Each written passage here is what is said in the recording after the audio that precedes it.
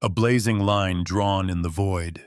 Admiral Eva Rostova stood on the command deck of the human fleet carrier, balance her form a still shadow against the swirling star chart. Before her, the Oakhaven system was rendered in cold, tactical light, a place of silent orbits and simmering crisis. The Hegemony fleet, a jagged collection of brutalist warships, held the shipping lanes hostage, their blockade a fist clenched around the throat of a civilian convoy. 200,000 souls huddled in transports never designed for war, caught between an aggressor's doctrine and the hard vacuum of space. The stakes were absolute. On the main view screen, a demand glowed in punishing orange text translated from the Hegemony's harsh, angular script. It was an ultimatum, pure and simple: cede the Oakhaven system and all its resources, or the convoy would be rendered into incandescent dust. Beneath the text, a countdown hammered home the point with brutal efficiency. It read, 59, 47, 14. Less than 3 hours remained. Humanity's answer was due, and the fleet carrier balance was that answer. Solon confirmed their disposition. Rostova said, her voice calm and measured, a stark contrast to the tension that vibrated through the deck plates. Confirmed, Admiral. The fleet mind's voice replied, smooth and devoid of emotion, emanating from the air itself. The Hegemony fleet maintains a standard interdiction cage. 27 capital ships supported by 138 frigates and destroyers. They are positioned for total annihilation of the convoy, with overlapping fields of fire. Our fleet is numerically inferior in both mass and projected energy output. Commander Jin Rostova's tactical officer clenched his jaw. Inferior is one word for it. They're posturing, Admiral. They want us to see the gun to their head, so we fold. His hands hovered over his console, itching to plot a firing solution. The scent of ozone from the overworked tactical display filled the space around his station. Their arrogance was a weapon they aimed at themselves. Rostova's eyes remained fixed on the countdown. She understood the Hegemony's philosophy better than most. The ultimatum edict was the core of their expansionist doctrine, a tool designed to shatter an opponent's morale before the first shot was ever fired. It demanded capitulation, offering no room for negotiation or compromise. Surrender or die. It was the logic of a bully, effective only as long as the victim believed they had no other choice. They expect us to break ourselves upon their wall, Rostova stated, turning to face her crew. The low hum of the ship's inertial dampeners was a constant, comforting presence. They believe we have two options, a suicidal charge or a shameful retreat. They have not accounted for a third. Anya Sharma, the fleet's operations lead, looked up from her console, her expression a mixture of anxiety and trust. What is the third option, Admiral? We will teach them the cost of drawing lines, Rostova said. Solon, prepare the convoy for a synchronous burn, and ready the lattice drones. We're going to give the Hegemony a lesson in geometry. They would learn that a cage is only as strong as its bars. Inside the convoy flagship, the Stargazer's Hope. A young girl named Ilara pressed her hands against the cold viewport. She watched the distant specks of the human fleet, silver needles against black velvet. Her father, a systems engineer, knelt beside her, his hand on her shoulder. They're here, see, he whispered, his voice trying for a confidence he didn't feel. The recycled air in the passenger bay carried the faint metallic scent of fear from hundreds of families crowded together. The ship's engines were a low thrum beneath their feet, a heartbeat in the dark. Ilara didn't see warships. She saw rescuers. She saw a promise. Will they get us out? She asked, her breath fogging the glass. They will, her father promised, holding her tight. That's what they do. They open the way. The Hegemony fleet was a masterpiece of intimidation. Their ships were wedges of dark metal bristling with weapon emplacements and glowing with malevolent red light. They broadcast their intentions on all open channels, a repeating loop of their ultimatum. It was psychological warfare meant to grind down resolve. They had practiced this art across a dozen star systems, and it had always worked, until now. Rostova watched their formation, a predator's perfect snare. They're confident in their numbers, Solon. They aren't expecting finesse. Their doctrine does not prioritize it. Admiral, the AI confirmed. Analysis of their past engagements shows a consistent reliance on overwhelming force. Subtlety is not a variable in their calculus. Then we will introduce it, Rostova declared. Commander Jins, I want our destroyers to begin broadcasting sensor ghosts. Simple single-ship signatures. Place them at the edges of their detection range. Make them look like probes, hesitant and fearful. Jin's fingers flew across his console. Aye, Admiral. Painting the targets now. We'll give them something to chase. A doctrine built on fear is a house built on sand. The human fleet began to move, but not in the way the hegemony expected.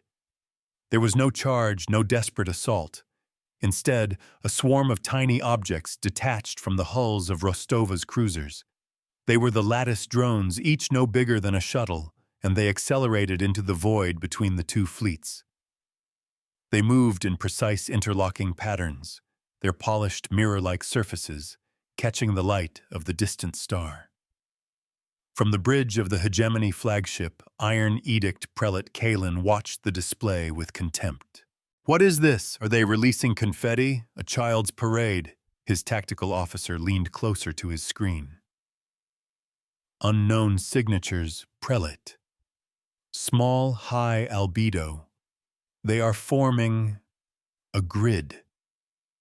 Kalin scoffed. A grid of what shiny toys maintain the blockade. Their time is running out. Let them play their foolish games. He saw the human fleet as weak, their refusal to engage directly as proof of their cowardice. This display was just another symptom of their pathetic nature. He could not see the shape of the net closing around him. On the balance, Rostova watched the drones settle into position.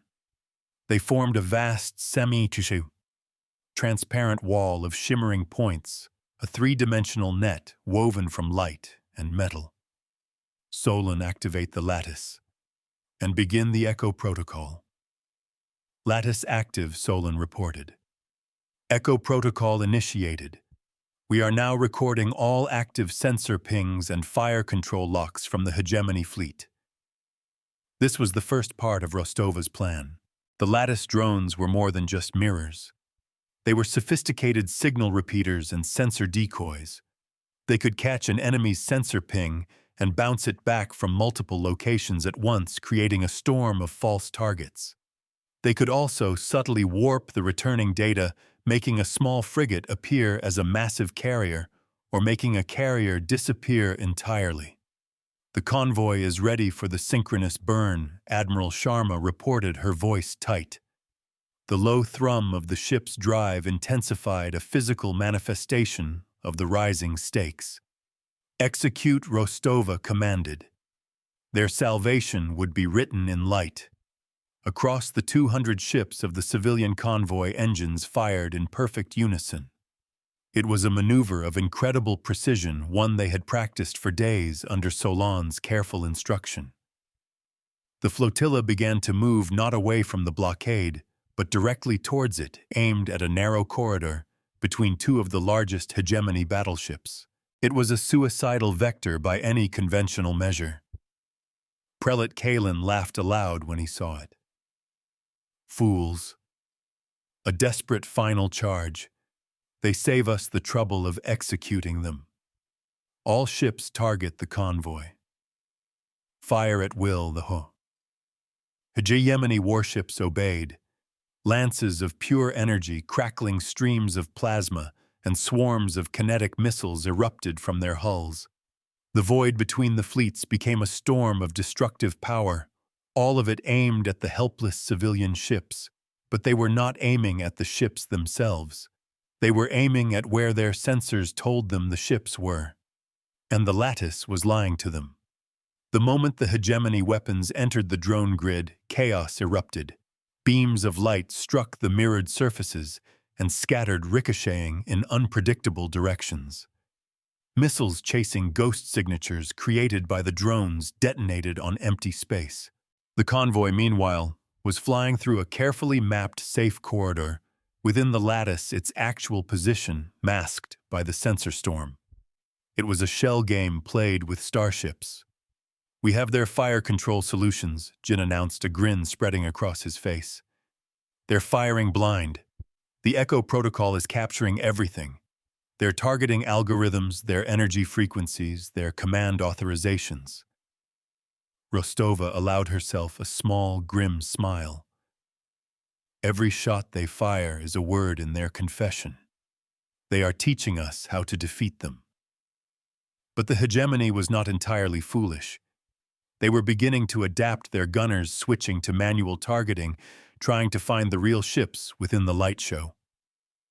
A stream of plasma from a hegemony destroyer cut through the lattice, missing the bulk of the convoy, but catching the rearmost freighter, the Odyssey's Dawn. The ship's shields flared violently, then collapsed. The beam sliced across its engine section, crippling it. "One of the convoy ships is hit," Sharma cried out. "It's falling behind." The scent of burnt ozone intensified on the bridge. The perfect plan never survives contact with the enemy. Instantly, a hegemony destroyer broke formation, moving to finish off the wounded freighter. The path to victory was suddenly clouded. Rostova had a choice to make: destroy the destroyer and prove the hegemony's narrative about human aggression, or sacrifice the Odyssey's Dawn to save the rest. She chose neither. "Jin, target that destroyer's engine housing," she ordered. "Use a single kinetic dart, non-explosive. I want it disabled, not destroyed." A disabling shot. "Admiral, that's risky. A kill shot is easier." "We are not them," Commander Rostova said, her voice like steel. "Make the shot. Show them the difference between power and brutality." A single thin streak of silver launched from the balance. It was a solid tungsten rod traveling at a significant fraction of the speed of light. It did not explode. It simply arrived. The hegemony destroyer shuddered as the dart pierced its stern, shattering its primary drive and sending it into a helpless, powerless spin. It was alive, but it was out of the fight. A cost had been paid, a hull scorched, and a crew terrified, but the lesson was delivered. Their account was now open, and the first entry was made in red. The rest of the convoy cleared the blockade, accelerating into the relative safety of open space beyond. The lattice drones, their primary purpose served, went inert, their light fading. The hegemony fleet was left in disarray, their perfect cage broken, their guns still warm from firing on phantoms. They had been made to look like fools. Prelate Kalen stared at his view screen, his face a mask of fury. The crippled destroyer tumbled uselessly. The civilian ships were gone, and the human fleet was still there watching him. They hadn't fled.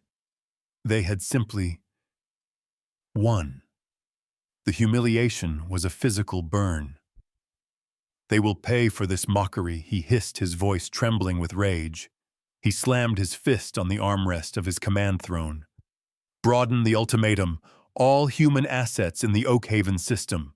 Total submission or total annihilation. No more games. No more timers. The demand is now." A new wave of transmissions flooded the system. The stakes had just escalated dramatically.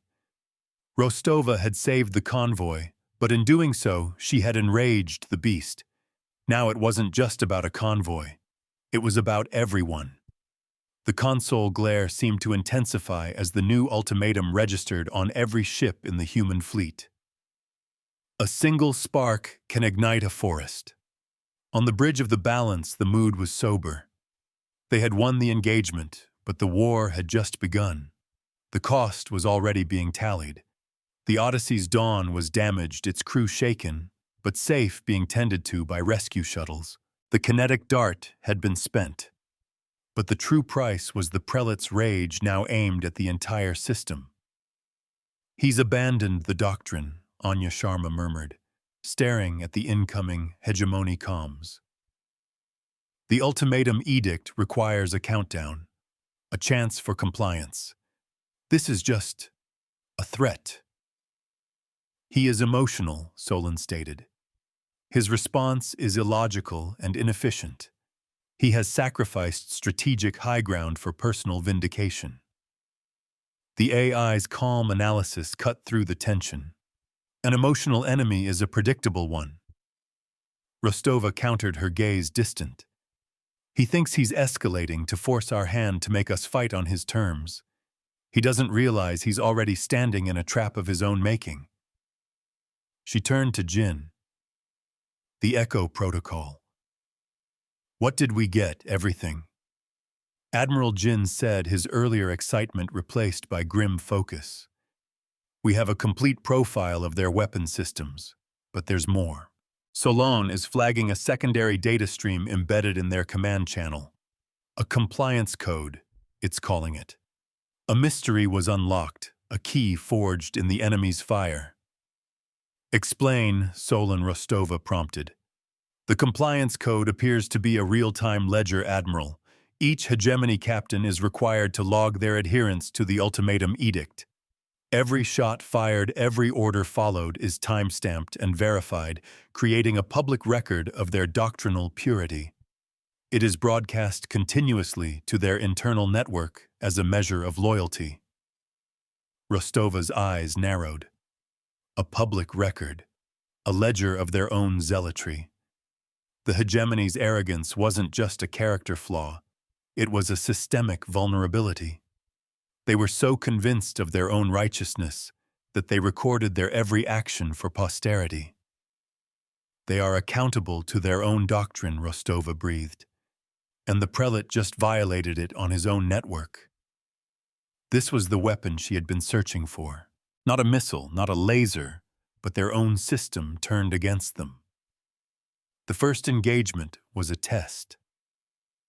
This would be the lesson. A lesson taught not with fists, but with mirrors. They had built a temple to their rules. She would make them pray in its ruins. Anya Rostova said, her voice ringing with newfound purpose. "Recall the lattice drones. I want them recalibrated and redeployed. Not in a wall this time. I want them scattered throughout the entire system. Every asteroid field, every gas giant's gravity well, every empty patch of space." Admiral Sharma asked, confused. "What's the objective?" "We're going to turn the entire Oakhaven system into a hall of mirrors," Rostova explained. "The prelate wants to hunt every human ship. We'll give him thousands to chase. We will become ghosts, and we will use his own ledger to show his entire fleet, his entire government, the cost of his tantrum. This fleet teaches by numbers and remembers by ledgers, never by collars." Rostova held that principle as core to her command. The hegemony used fear to chain their enemies. She would use their own numbers to set a precedent. A vignette of resolve began in the humble corners of the fleet. Down in the engineering bay of the frigate Steadfast, a crew chief wiped grease and coolant from her hands. Her team was working feverishly to patch a series of micro-fractures in the hull, sustained from evasive maneuvers. The ship had felt the percussive impact of nearby missile detonations. They were tired, their muscles ached, and the metallic tang of stress hung in the air. Yet they worked with a quiet, efficient fury. They had heard the Admiral's plan filter down through the command chain. They weren't just repairing a ship. They were sharpening a scalpel for a grand surgical procedure. Their faith was an anchor in the storm. Their will was the true shield of the fleet. The human fleet dispersed. To the enraged prelate Kalen, it looked like a panicked rout. His ships, hungry for revenge, surged forward to give chase. They saw human signatures everywhere, flickering behind moons, darting through asteroid belts, diving into the upper atmosphere of a gas giant. The hunt was on. All ships engage at will, Kalen roared from his command throne. Leave no trace of their defiance log. Every kill for the public record. Let the galaxy see the price of human insolence. His captains obeyed eagerly. Across the Oakhaven system, hegemony warships opened fire. Powerful lasers stabbed into the darkness. Missiles streaked through the void. Plasma cannons unleashed torrents of energy. Their internal ledgers began to fill up with entries, each one a testament to their righteous fury. But they were firing at nothing. Each target was a ghost, a reflection created by one of the thousands of lattice drones Rostova had scattered. Each ghost was programmed to mimic a human ship, to maneuver, to even send out false distress calls before vanishing just as the weapons arrived. It was the ultimate deception scaled up to encompass an entire solar system. A reckoning was not always a battle. Sometimes it was an audit. On the bridge of the balance, which was running silent in the shadow of a barren moon, the tactical display was a beautiful, terrifying work of art. It showed the hegemony fleet wasting billions of credits of energy and munitions on phantoms. And overlaid on that display was the data from their own captured compliance code ledger. "Solon, give me a tally," Rostova commanded, her voice soft. The only light on her face was the cold blue glow of the star chart. In the last 30 minutes, the AI responded. The hegemony fleet has expended 17% of its total energy reserves and 22% of its kinetic munitions. They have registered 3,458 kills in their compliance ledger. The actual number of human casualties remains 0. Commander Jin let out a low whistle. They're shooting at themselves in the mirror and bragging about it. It's more than that, Rostova corrected. They are publicly documenting their own incompetence. They are showing their entire civilization that their doctrine leads to this, a blind, wasteful rage. The mystery of the compliance code had been revealed, and its payoff was this exquisite, bloodless trap. But it wasn't enough to simply watch them fail. The lesson had to be driven home. It had to be undeniable. The truth must be held up for all to see. "Solon, I need to know the risks of a fleet-wide resonance cascade," Rostova said, turning to the next phase of her plan. "The main drives on our ships. Can they handle it?" The AI paused for a fraction of a second, the only sign of the immense calculations it was performing. A resonance cascade is a controlled overload of the gravimetric drive emitters designed to create a massive focused gravity distortion. If synchronized across the entire fleet, it would create a wave that would propagate through the system at light speed. It is extremely dangerous, Admiral. A miscalculation of even 0.001% could tear our own ships apart. "What would it do to their sensors?" Rostova asked. "It would blind them," Solon stated simply. "Every sensor in this system not shielded by our specific counter-frequencies would be overloaded with false gravimetric readings. For a period of up to 10 minutes, their fleets would be deaf, dumb, and blind. They would see nothing but gravitational ghosts everywhere." And during that time, Rostova continued her plan, solidifying, "We can move. We can position ourselves for the final act."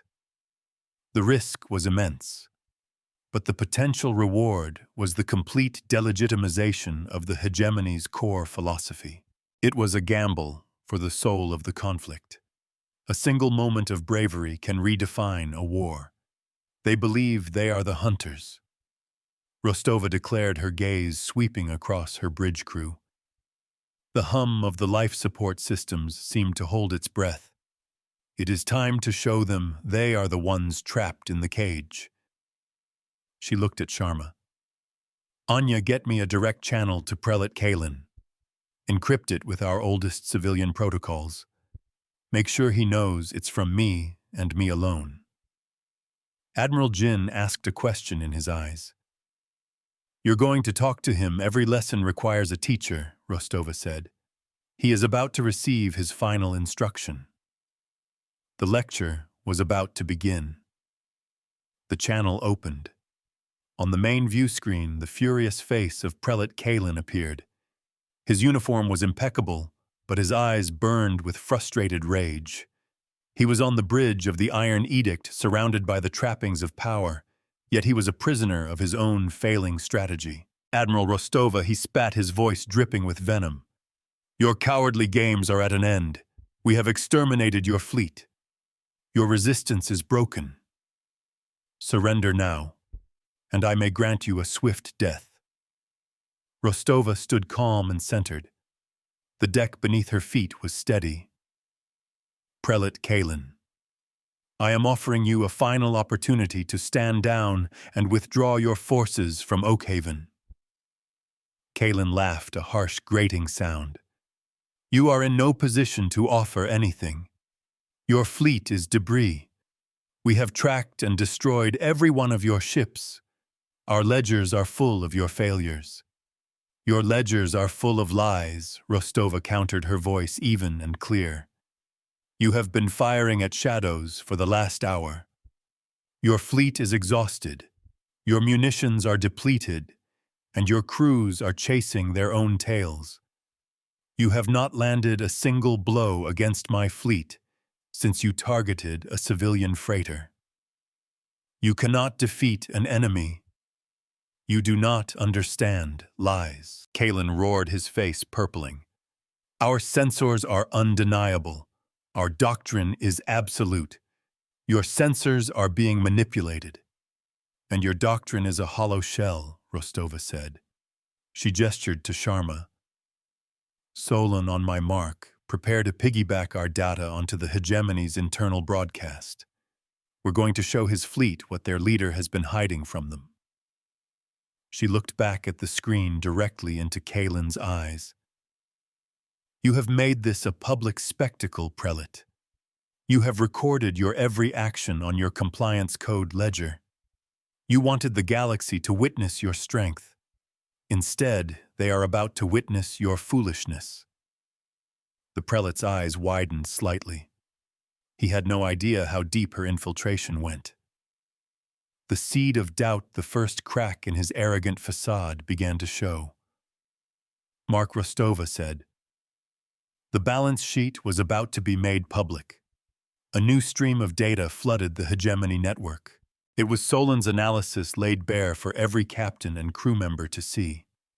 It showed the truth, the wasted energy, the thousands of shots fired at empty space, the single disabled human destroyer against their countless phantom kills. It was a meticulous accounting of their failure broadcast using their own trusted protocols. It was undeniable. On the bridge of the Iron Edict, alarm chimes began to sound as Kalin's officers saw the data. Murmurs spread through his crew. Their perfect righteous war was a sham. Their invincible prelate had led them on a fool's errand. Kalin was speechless, his face pale with shock and fury. He had been outmaneuvered, his authority undermined in front of his entire fleet. He had lost control of the narrative, and in a war built on perception, that was everything. "This is not overhuman," he whispered, his voice dangerously low. "I will burn this system to bedrock. I will find you and I will erase you." "You will try," Rostova replied calmly, "but you are out of time and out of options. You have one last choice. Withdraw now, or we will escalate this lesson." She held his gaze for a long moment, the silent space between them charged with the weight of the coming storm. Then she cut the channel. The screen went dark. The ultimatum had been returned to sender. "All ships," Rostova commanded, her voice resonating with quiet power. "Stand by to initiate the resonance cascade. On my signal." The human fleet, hidden in the darkness, prepared to reveal itself. The mirrored drones across the system shimmered ready for the final act of the play. The hegemony fleet, confused and demoralized by the data breach, began to hesitate. Their perfect unity was fracturing. Rostova stood before the star chart watching the enemy fleet icons flicker with indecision. She had offered them a way out, a chance to retreat with some semblance of dignity. She knew they would not take it. Their doctrine, the very foundation of their power, could not allow for retreat. It was another cage of their own making. The prelate's pride would demand a final violent response, and she was ready for it.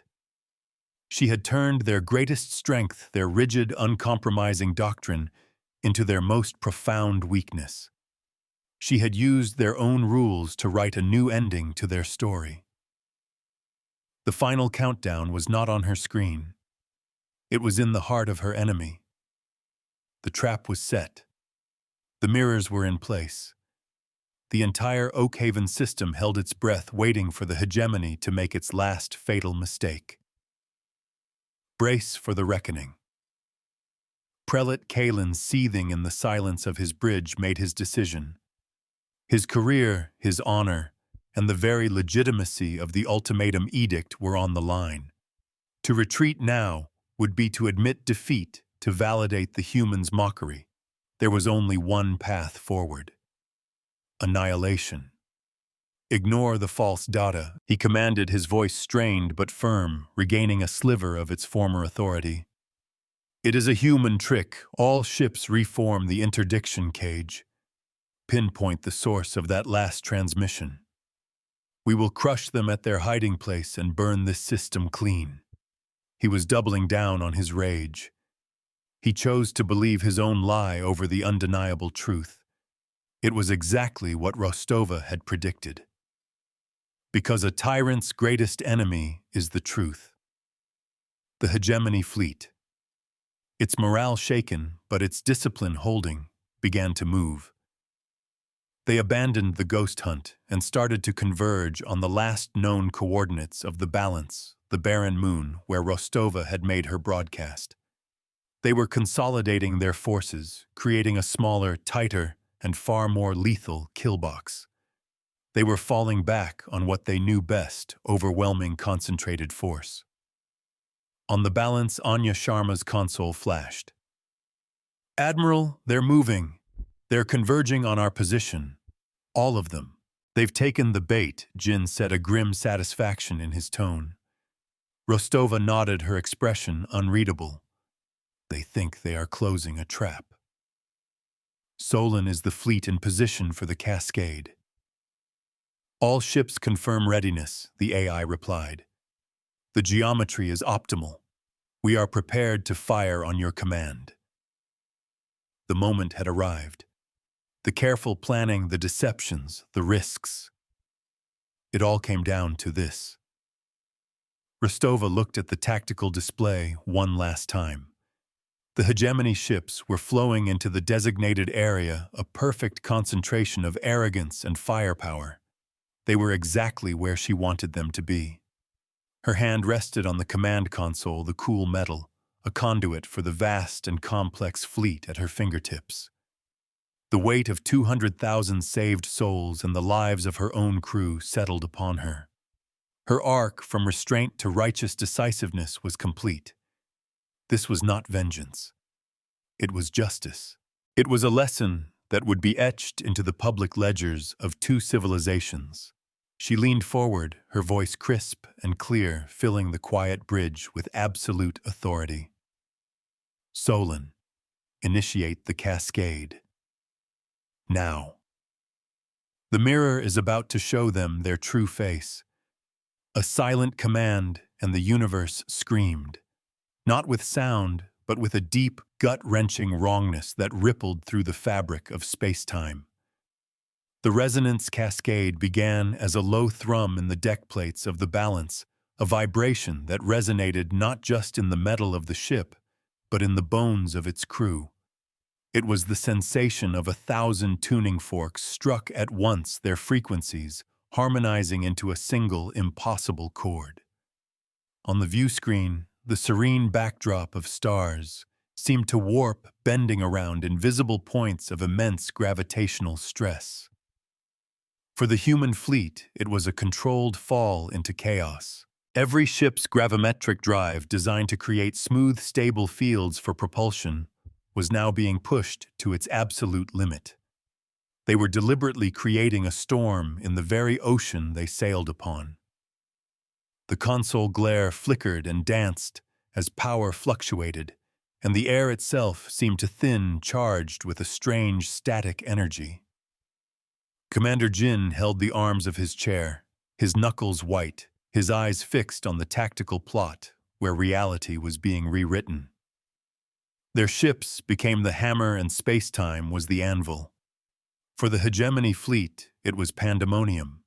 Their sensors designed to read the delicate signatures of ships against the quiet background of space were instantly and totally overwhelmed. A tsunami of false gravity readings washed over them, a storm of ghosts and phantoms 1,000 times more complex than the lattice drones had ever created. Every screen on the bridge of the Iron Edict became a blizzard of nonsensical data. Star systems appeared and vanished in an instant. Fleets of ghost ships charged from impossible angles. Their own vessel's position became a flickering, uncertain thing. Prelate Kalen gripped his command throne as his ship shuddered not from an impact, but from the violent twisting of the space around it. "What is this witchcraft?" he bellowed, his voice lost in a cacophony of alarms. "Report! What is happening to our sensors? They are gone, Prelate!" His tactical officer shouted back, his face a mask of panic. "We have no readings. Nothing is real. The system is screaming." They were blind, utterly and completely blind. They had sailed confidently into a dark room only to have their eyes plucked out. Their numerical superiority, their overwhelming firepower, their rigid formations, all of it was rendered meaningless. A warship that cannot see is not a weapon. It is a tomb. The void had become a hall of broken mirrors. While the hegemony fleet floundered in sensory darkness, the human fleet moved with the silent grace of a predator. Their own sensors, shielded and calibrated to the precise frequencies of the cascade, could see through the storm. They could sound the panicked, disorganized movements of the enemy. The trap so carefully baited was now sprung. The open corridor the hegemony thought they were closing had just become the walls of a prison they could not perceive. The cascade is holding stable. Admiral Solon reported, its voice a point of pure logic in the swirling chaos. The hegemony fleet is fully disoriented.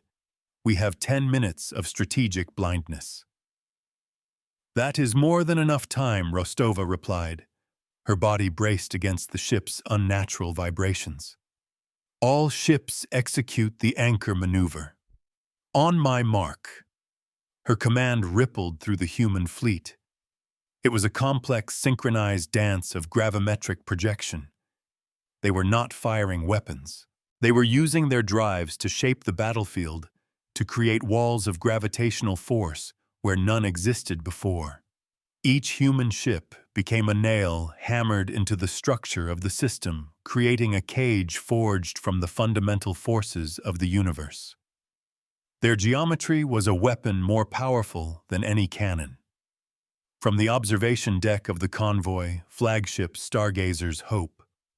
Now a safe distance away, Ilara and her father watched a simplified tactical display.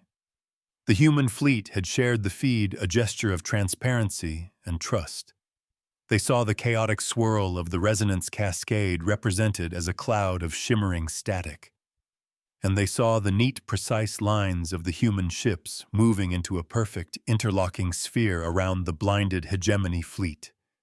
It was not a battle of explosions, but of elegant, silent lines being drawn in the dark. "What are they doing?" Ilara asked, her face illuminated by the cool data light. "They're not just fighting, little star," her father explained, his voice filled with awe. "They're teaching. They're showing them that a cage doesn't need bars when you understand the rules." The civilian passengers watched, not in fear, but in quiet comprehension. They were not just being saved, they were witnesses to a new kind of precedent being set. They were learning the language of a just war. The 10 minutes of the cascade felt like an eternity. When the gravimetric storm finally subsided, the human fleet was gone from its previous position. The space where the hegemony had expected to find them was empty. For a moment on the bridge of the Iron Edict, there was a flicker of triumphant hope. They fled, Kalen snarled as his sensors slowly painfully came back online. The cowards created a diversion and ran. But his tactical officer stared at his screen, his face draining of all color. "No prelate," he whispered. "They did not run. Look at our position. Look at the system." Kalen's gaze snapped to the main display. It showed his fleet still clustered together. But they were now surrounded. A perfect sphere of human warships encircled them, their weapon ports open, their energy signatures stable and strong. They were trapped not in a crude blockade, but in a mathematically perfect cage. Every escape vector was covered. Every ship was targeted. The hunters were now the prey, held motionless in the center of a web they hadn't even seen being built. Their kill box had been turned inside out. A channel opened unrequested. It was Admiral Rostova.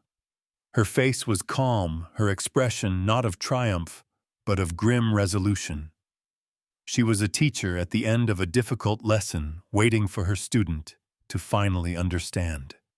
"Prelate Kalen," she began her voice broadcast to every ship in his fleet. "Your fleet is contained. Your escape routes are closed. Your strategic position is untenable. I am offering you new terms." Kalen's rage was a palpable force, but it was now laced with the cold poison of dread. You dare give me terms I do," Rostova confirmed. "Your ultimatum edict is a doctrine of unaccountable violence. You threaten destruction and demand submission. I am offering you a choice based on a public ledger. My terms are simple: stand down your fleet, power down your weapon systems, and open your ships to inspection. In return, no hegemony lives will be lost. Your crews will be treated with dignity and repatriated."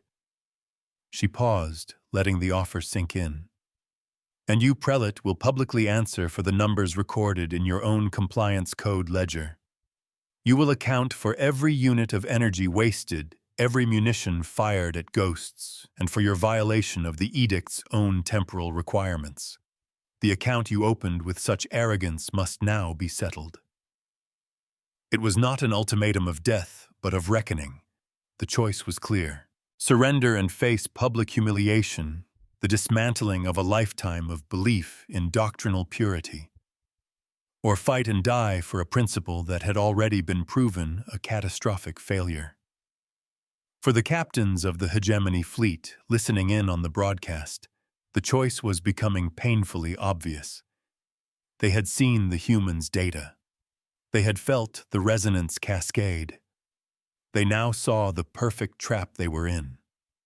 Their loyalty to their prelate was being weighed against the survival of their crews.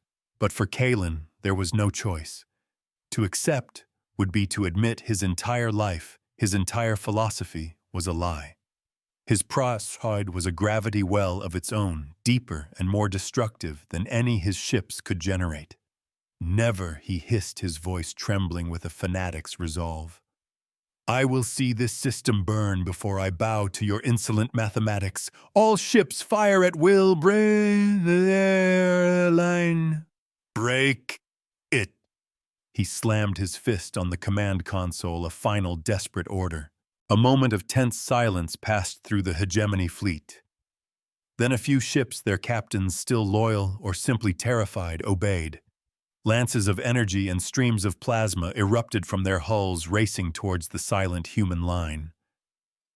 A final desperate gamble against inevitable truth.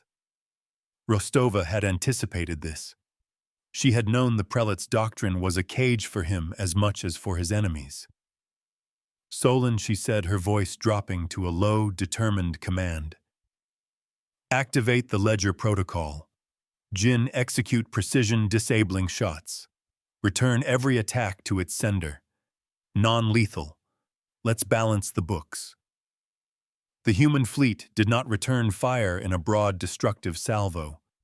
Their response was surgical, a symphony of precise, calculated force. As the first hegemony energy beams crossed the void, a new wave of lattice drones held in reserve flared to life. They were not creating a wall of ghosts this time.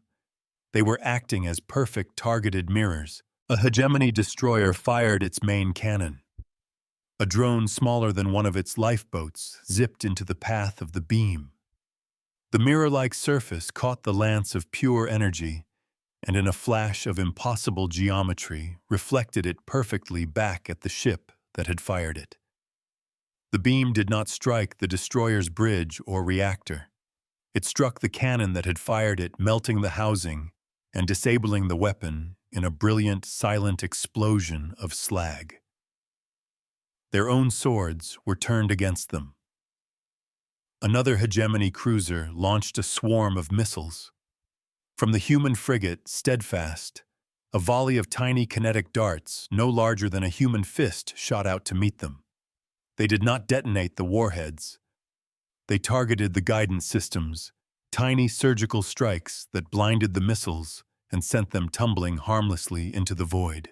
Simultaneously, a larger kinetic dart identical to the one that had disabled the destroyer earlier struck the cruiser's main missile bay doors, welding them shut with the sheer force of the impact. The cruiser was disarmed. Its crew was alive. But they were out of the fight. On the bridge of the balance, Solon's voice was a calm, steady counterpoint to the controlled violence of the engagement. Hegemony destroyer Vindicator main cannon disabled. Hegemony cruiser Iron Will kinetic ordnance disabled. Ledger updated. A public tally broadcast on all open channels for the convoy. The hegemony and any listening posts in nearby systems to see was keeping score. It was a live accounting of the cost of aggression. Each act of violence was met not with retaliation, but with an answer. The hegemony's charge began to falter. For every ship that fired, the result was the same. Their weapons were turned back on them, or their systems were disabled with surgical precision. They were being dismantled piece by piece without a single human shot being fired in anger. It was a terrifying, demoralizing display of superior tactics and technology. They were not being fought. They were being edited. But Prelate Kalen was lost to reason. More fire, more he screamed, watching his fleet being neutered before his eyes. Focus fire on their lead ship, the balance break it. A handful of his most loyal ships concentrated their remaining firepower on Rostova's flagship. Beams and projectiles converged on a single point in space. The lattice drones swarmed to intercept, but the sheer volume of fire was too great. One plasma bolt, its trajectory too chaotic to be perfectly mirrored, got through. It struck the balance on its port side near the engineering section. The ship's shields flared, absorbing most of the blow, but the impact was still tremendous. The command deck pitched violently, sending crew members stumbling. Red alert klaxons blared, and the acrid smell of burnt circuitry filled the air. A cost had been paid.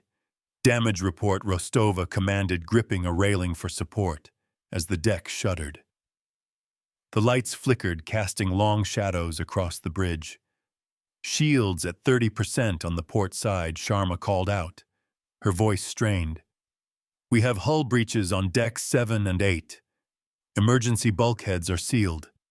We have wounded Admiral. Medical teams are responding.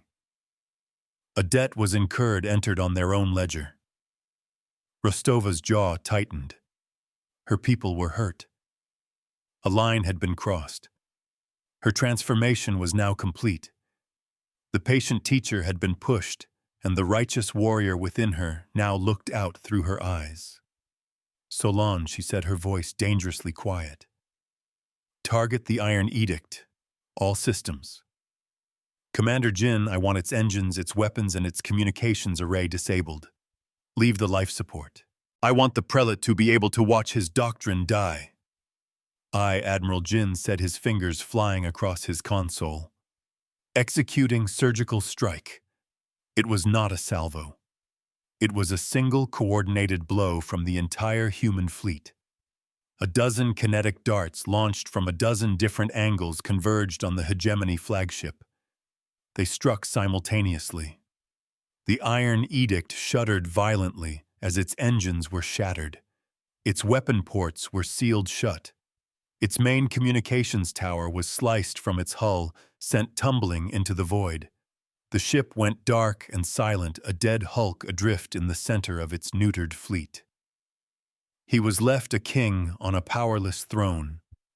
The sight of their flagship being so effortlessly crippled was the final straw for the remaining Hegemony captains. Their will to fight evaporated. One by one, their ships powered down their weapons. Their angry red running lights switched to a neutral white of surrender. They had seen the public ledger. They had witnessed the cost. The lesson was over. A deep silence fell over the Oakhaven system. The battle, if it could be called that, had ended. No Hegemony ships had been destroyed. The loss of life was minimal, limited to the single plasma hit on the balance. But an entire fleet had been defeated. An entire philosophy had been broken. On the main view screen, the public tally confirmed the outcome. Hegemony Fleet 27. Capital ships out. Support craft. All vessels disabled or surrendered. Human fleet minor damage to flagship, 14 crew injured, 0 fatalities. The numbers were stark. They were clear. They were undeniable. The institutional consequence was already echoing through the networks. The ultimatum edict was dead. The lights on the tactical display dimmed their mission complete. The mirror arrays of the lattice drones, their work done, cooled from a brilliant silver to a dull, unassuming pewter. Rostova stood straight, looking out at the field of silent, defeated ships. Her crew was tending to the wounded, repairing the damage, but on the command deck, there was a profound stillness. She had held the line. She had taught the lesson. She had balanced the ledger. And she had done it not with overwhelming force, but with overwhelming clarity. Strength is not the power to destroy. It is the wisdom to understand the true cost of violence and the discipline to make your enemy pay it themselves. We draw lines not to invite conflict, but to define the space where reason can thrive. We hold those lines with mathematics and mercy, so that the ledger of history remembers not the rage of the battle, but the clarity of the lesson. We teach so that we do not have to conquer. Their defeat was not a surrender. It was an education.